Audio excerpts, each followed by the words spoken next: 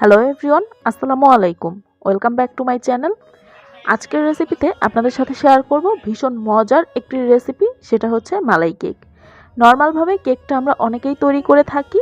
এই মালাই কেকটা তৈরি করে দেখবেন, এটা খেতে কিন্তু অসম্ভব মজার। মুখে দিলেই মনে হচ্ছে যে এটা মিশে যাবে।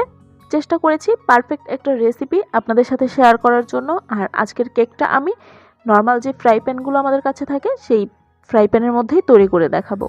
আশা করছি আজকের এই রেসিপিটা আপনাদের কাছে ভালো লাগবে। প্রথমেই আমি একটা পাত্রের মধ্যে নিয়ে নিয়েছি মেজারমেন্ট কাপের 3 কাপ পরিমাণ ফুল ক্রিম তরল দুধ।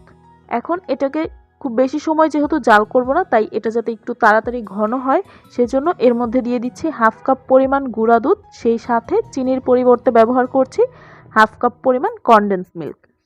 হাতের কাছে যদি কনডেন্স মিল্ক না থাকে সেক্ষেত্রে কিন্তু এখানে হাফ কাপ চিনিও ব্যবহার করা যাবে, তবে ওই পর্যায়ে কিন্তু গুঁড়া দুধটা 1 কাপ পরিমাণ ব্যবহার করতে হবে।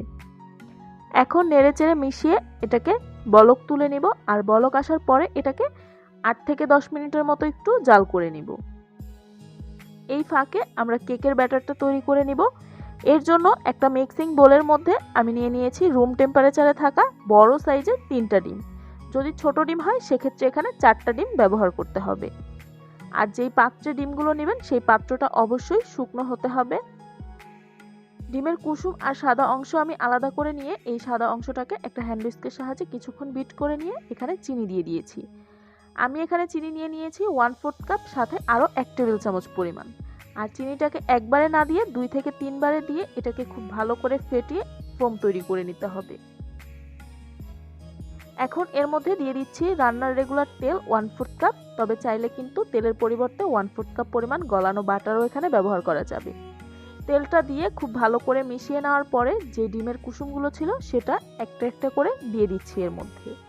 এই পর্যায়ে কিন্তু একটু আস্তেই এগুলো মেশাতে হবে, যাতে করে আমরা যে ফোমটা তৈরি করেছিলাম এই ফোমটা যাতে নষ্ট না হয় বা বসে না যায়। কুসুমগুলো দিয়ে আলতো হাতে খুব ভালো করে মিশিয়ে নিচ্ছি।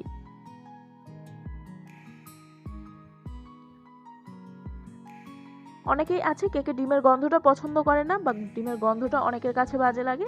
সেক্ষেত্রে এখানে 1 চা চামচ পরিমাণ ভ্যানিলা এসেন্স দিতে পারেন। যদি হাতের কাছে না থাকে সেক্ষেত্রে কিন্তু না দিলেও চলবে। খুব ভালো করে সবকিছু মেশানো হয়ে গিয়েছে। এখন এর মধ্যে আমরা শুকনো উপকরণগুলো দিয়ে দিব। আর শুকনো উপকরণগুলো অবশ্যই চেলে ব্যবহার করতে হবে। এখানে একটা স্ট্রেনারের মধ্যে 1.25 কাপ পরিমাণ ময়দা, সেই সাথে 1 চা চামচ পরিমাণ বেকিং পাউডার আর সামান্য একটু লবণ দিয়ে এটাকে চেলে নিচ্ছি। আর শুকনো উপকরণটা একবারে না মিশিয়ে আমি এটাকে 3 বারে মিশিয়ে নিব। প্রতিবারে অল্প অল্প করে দিয়ে আলতো হাতে একটু সময় নিয়ে এটাকে মেখে নিতে হবে।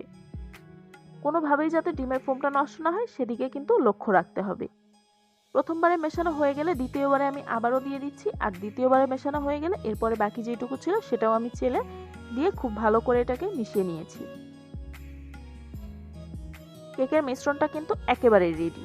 যেহেতু কেকটা একটা ফ্রাই প্যানে তৈরি করব, তাই একটা ফ্রাই প্যানের মধ্যে আমি তেল ব্রাশ করে নিয়েছি। এখন এর মধ্যে কেকের মিশ্রণটা দিয়ে দিচ্ছি। ফ্রাই প্যানের পরিবর্তে কিন্তু এখানে যে কোনো রকমের কেক মোল্ডেও এই কেকটা তৈরি করা যাবে। একটা স্প্যাচুলার সাহায্যে উপর দিকটা একটু সমান করে নিচ্ছি। এরপরে এটাকে ঢাকনা দিয়ে ঢেকে চুলার হিটটা একেবারে লোয়ের চাইতে সামান্য একটু বাড়িয়ে এটাকে বেক করে নিব 25 থেকে 30 মিনিটের মতো। এই প্যানের নিচে আমি মোটা যে লোহার তাওয়াগুলো থাকে রুটি ভাজার জন্য, সেই তাওয়ার উপরে এই প্যানটাকে বসিয়ে দিয়েছি। যে কোনো মোটা তলাযুক্ত একটা কিছুর উপরে এটাকে বসাতে হবে, তা না হলে দেখা যেতে পারে কেকটা পুড়ে যাবে। আর যেই দুধটা আমরা চুলায় জাল বসিয়েছিলাম এটা কিন্তু এরই মাঝে হয়েও গিয়েছে। এটাকে চুলা থেকে নামিয়ে নিয়েছি। আর এর মধ্যে আমি 2টা এলাচ ব্যবহার করেছিলাম সুন্দর একটা ঘ্রাণের জন্য, তবে না দিলেও কিন্তু চলবে। আর যদি হাতের কাছে স্যাফরন থাকে সেক্ষেত্রে কিন্তু 1 চিমটি স্যাফরনও ব্যবহার করতে পারবেন। প্রায় 30 মিনিট পরে আমাদের কেকটা কিন্তু হয়ে গিয়েছে। আর এখন একটা টুথপিকের সাহায্যে এটাকে চেক করে দেখিয়ে দিচ্ছি যে এই কাঠিটা কিন্তু একেবারে ক্লিন এসেছে, তার মানে আমাদের কেকটা হয়ে গেছে। একটা কাঁটা চামচের সাহায্যে কেকটাকে এরকম একটু ছিদ্র করে নিচ্ছি, এতে করে খুব সুন্দর মতো মালাইটা ভিতরে প্রবেশ করতে পারবে। আর কেকের মধ্যে মালাইটা যখন দিবেন তখন কেকটা সামান্য গরম থাকবে, আর মালাইটা কিন্তু কুসুম গরমের চাইতে কিছুটা বেশি গরম থাকবে। মানে আপনি আঙুল ডোবাতে পারবেন, কিন্তু আঙুলটা খুব বেশিক্ষণ এর মধ্যে রাখা যাবে না, ওই রকম গরম হতে হবে। চাইলে মালাইটা আগে তৈরি করে রেখে দিতে পারেন, পরে কেকটা তৈরি করতে পারেন। যখন কেকটা নামাবেন চুলায় ওই পর্যায়ে মালাইটাকে গরম বসিয়ে দিতেই দেখবেন যে কেকটার টেম্পারেচারটা কিছুটা কমে গিয়েছে। ওই পর্যায়ে কেকের মধ্যে এই মালাইটা দিয়ে দিতে হবে। সম্পূর্ণ মালাইটাই আমি দিয়ে দিয়েছি। এরপরে ওপর থেকে নিজেদের পছন্দ মতো বাদাম কুচি বা যে কোনো কিছু দিয়ে সাজিয়েই পরিবেশন করতে পারেন। দেখতেই পাচ্ছেন এই কেকটা কি পরিমাণ সফট। কেটে দেখিয়ে দিচ্ছি এর ভেতরটা ঠিক কিরকম হয়েছে। এটা দেখতে কিন্তু ড্রাই লাগছে, কিন্তু এটা কিন্তু একদম মালাইয়ে খুব সুন্দর মতো ভিজে আছে।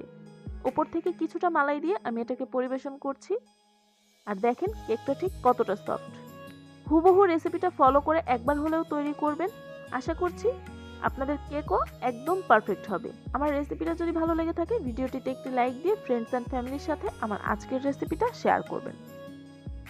আমার চ্যানেলটা যদি এখনো সাবস্ক্রাইব করে না থাকেন তাহলে প্লিজ আমার চ্যানেলটা সাবস্ক্রাইব করবেন। সবাই খুব বেশি ভালো থাকবেন। আল্লাহ হাফেজ।